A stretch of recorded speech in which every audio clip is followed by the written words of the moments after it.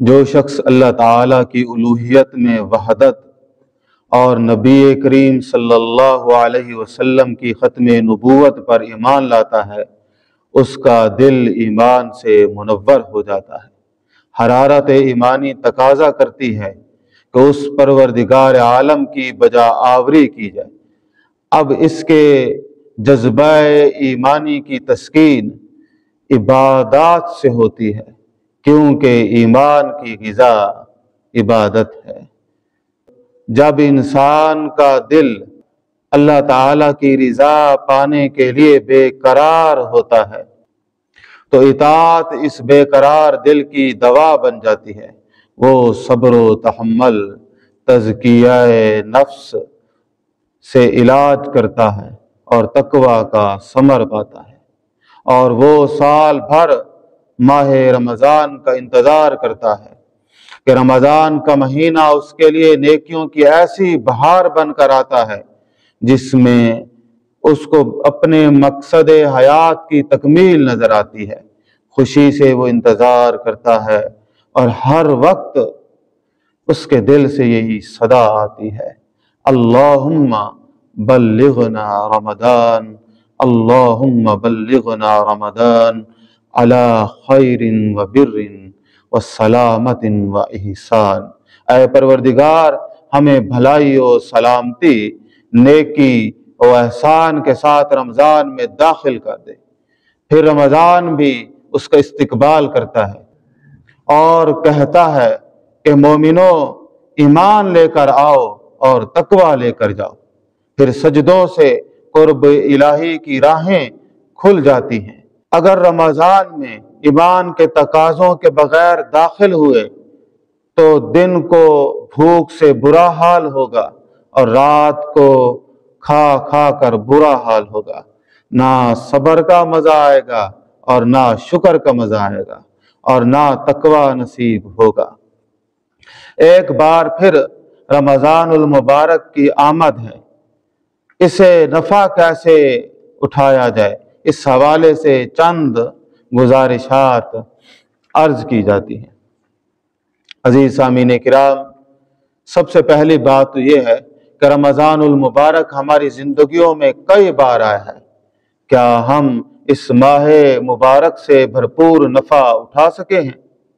اگر جواب نفی ہے، جواب نہیں ہے، تو پھر وہ کون سے عوارضات و اسباب ہیں کہ جن اسباب کے باعث ہم بھرپور طریقے سے یہ سعادت حاصل نہیں کر سکے؟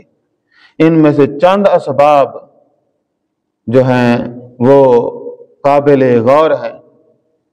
سب سے پہلا تو ہے عدم معرفت الہی یا قرآن مجید سے دوری، اللہ تعالیٰ کی نافرمانی، کثرت گناہ، رزق حرام، خواہشات کی غلامی، ظلم، ترک صلاۃ اور اسی طرح بری صحبت وغیرہ۔ یہ اسباب تو بے شمار ہیں، مگر ان سب کا تدارک صرف ایک ہی ہے، اور وہ ہے توبہ، سچی اور پکی توبہ۔ کسی نے کیا خوب کہا ہے کہ میرا دل گناہ کا مریض ہے، تو ہی ایک میرا طبیب ہے۔ میرا دل گناہ کا مریض ہے، تو ہی ایک میرا طبیب ہے کہ گناہ کو دل سے جو دھو سکے مجھے۔ میرا دل گناہ کا مریض ہے، تو ہی ایک میرا طبیب ہے کہ گناہ کو دل سے جو دھو سکے مجھے اس دوا کی تلاش ہے، اور اس دوا کا نام توبہ ہے۔ اللہ جل شانہ فرماتے ہیں افلا یتوبون الی اللہ ویستغفرونہ واللہ غفور رحیم۔ تو یہ کیوں اللہ تعالیٰ سے توبہ نہیں کرتے اور اس سے گناہوں کی معافی نہیں مانگتے، حالانکہ اللہ تعالیٰ تو بخشنے والے اور مہربان ہیں۔ اسی طرح اللہ جل شانہ فرماتے ہیں وَمَن يَعْمَلْ سُوءًا أَوْ يَظْلِمْ نَفْسَهُ ثُمَّ يَسْتَغْفِرِ اللَّهَ يَجِدِ اللَّهَ غَفُورًا رَحِيمًا۔ اللہ جل شانہ فرماتے ہیں کہ جو شخص کوئی برا کام کر بیٹھے یا اپنے حق میں ظلم کر لے، یعنی ظلم کر بیٹھے، تو پھر اللہ تعالیٰ کو اللہ تعالیٰ سے بخشش مانگے تو اللہ تعالیٰ کو بخشنے والا اور مہربان پائے گا۔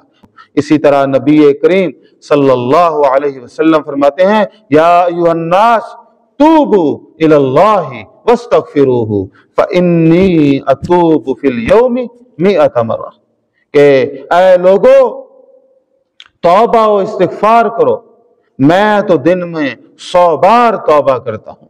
اور اللہ جل شانہ فرماتے ہیں وَتُوبُوا إِلَى اللَّهِ جَمِيعًا أَيُّهَا الْمُؤْمِنُونَ لَعَلَّكُمْ تُفْلِحُونَ۔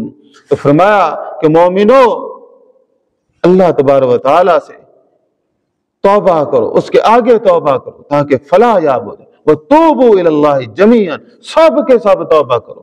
أَيُّهَا الْمُؤْمِنُونَ، بھئی توبہ ایک مستقل عبادت ہے جس کا بذات خود اجر و ثواب ہے۔ انسان کو چاہیے کہ وہ اپنے داغدار اور بدبودار ماضی کو سچی اور پکی توبہ اور استغفار کے ذریعے سے خود کو گناہوں کی گندگیوں سے پاک اور صاف کرا دے اور اپنے اعمال نامے کو نیکیوں سے بھر دے۔ کوئی بھی سعادت اللہ جل شانہ کی استعانت و مدد اور اس کی توفیق کے بغیر نصیب نہیں ہوتی۔ اس لیے ہر دم اس ذات باری تعالیٰ کو پکارا جائے جو سب سے زیادہ قریب ہے، جو سب سے زیادہ رحیم و کریم ہے، جو سب سے زیادہ اپنی ہے۔ عزیز سامعین کرام، سب سے پہلے ہم یہ دعا کریں کہ اے اللہ جل شانہ ہمیں ایمان و صحت کی سلامتی کے ساتھ رمضان میں داخل فرما، اور ہماری دعا میں کہیں کمی ہوتی ہے مگر ذات باری تعالیٰ تو ہمیں ہر وقت بلاتی ہے۔ کبھی وہ کہتی ہے وَسَارِعُوا إِلَى مَغْفِرَةٍ مِّن رَبِّكُمْ، اور اپنے رب کی بخشش کی طرف لپکو۔ کبھی وہ کہتی ہے فَفِرُّوا إِلَى اللَّهِ، کہ تم اللہ تعالیٰ کی طرف فوراً پلٹو، آؤ دوڑو لپکو۔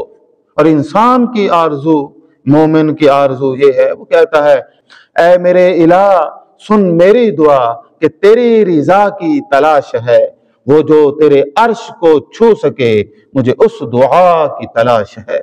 تو اللہ جل شانہ اس کا جواب دیتے ہیں، فرماتے ہیں کہ مجھے مان لے، میری مان لے، اگر تجھے میری رضا کی تلاش ہے تو صرف میرے ہی در پہ جھک، ایسے عبد کی بس تلاش ہے۔ عزیز سامعین کرام، یہ جو ہماری دعائیں قبول نہیں ہوتی اس میں ہماری اپنی قباحتیں ہیں۔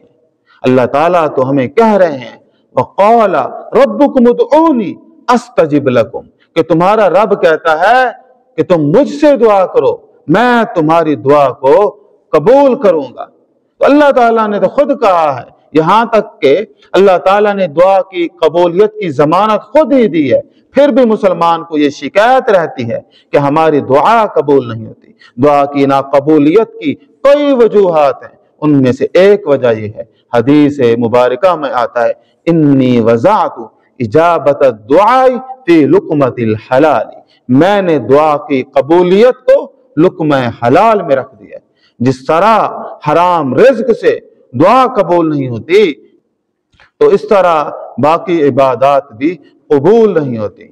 عزیز سامعین کرام، یہ یاد رکھیں رزق حرام مطلقاً حرام ہے۔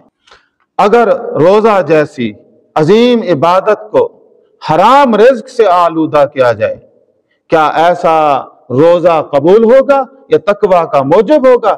ہرگز نہیں۔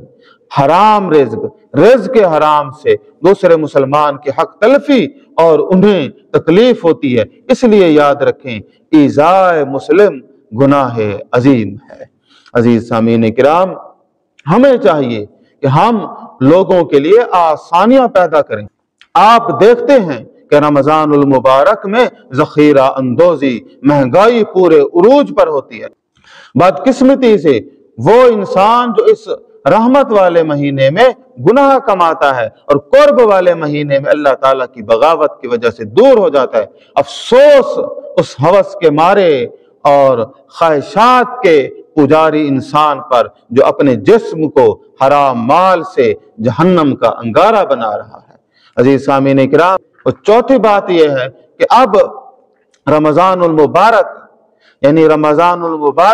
ایسی شان والا مہینہ ہے کہ جس میں قرآن جیسی عظیم نعمت کا نزول ہوا۔ اسی لیے اس مہینے کو شہر القرآن بھی کہتے ہیں۔ قرآن اور رمضان لازم و ملزوم ہے۔ نبی کریم صلی اللہ علیہ وسلم اس مبارک ماہ میں تلاوت قرآن مجید کو بڑھا دیتے تھے، اور یہی صحابہ اکرام رضی اللہ تعالی عنہم بھی اسی سنت پر عمل کرتے تھے۔ ہم بھی قرآن کے دامن کو تھام لیں۔ قرآن مجید صرف ثواب کی نیت سے نہیں بلکہ ہدایت کی نیت سے پڑھیں۔ جتنا ممکن ہو علماء کرام سے سیکھیں۔ علماء کرام کو بھی چاہیے کہ درس قرآن کی محفلیں عام کریں۔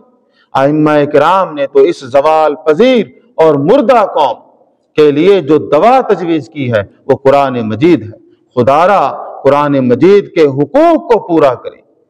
سیکھنا، ایمان لانا، تلاوت، تدبر، تفکر، سمجھنا، عمل کرنا اور دوسروں تک پہنچانا، یہ سارے قرآن مجید کے حقوق ہیں۔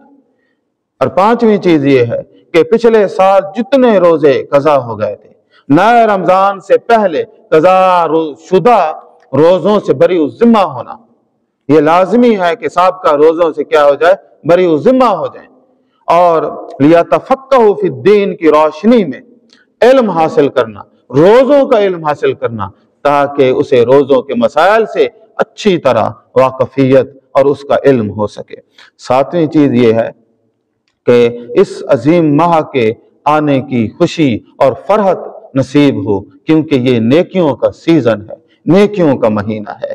اور اس سے اگلی بات یہ ہے، ایسے اعمال جو رمضان میں مسلمان شخص کو عبادت کرنے میں رکاوٹ یا مشغول ہونے کا باعث بنے، وہ رمضان سے پہلے پورے کر لیں، جیسے رمضان سے پہلے خریداری۔ اب آخری بات یہ ہے کہ رمضان میں اپنی مصروفیات کو محدود کر لیں۔ زیادہ وقت اللہ تعالیٰ کی یاد میں، قرآن مجید کی تلاوت میں، مسجد میں گزاریں، اور تنہائی میں اللہ تعالیٰ کو یاد کریں، اور آپ کا قلب کی جو اٹریکشن ہے وہ اللہ تعالیٰ کی طرف ہونی چاہیے۔ اللہ تعالیٰ رمضان کو ہمارے لیے بابرکت بنائے۔ آمین ثم آمین۔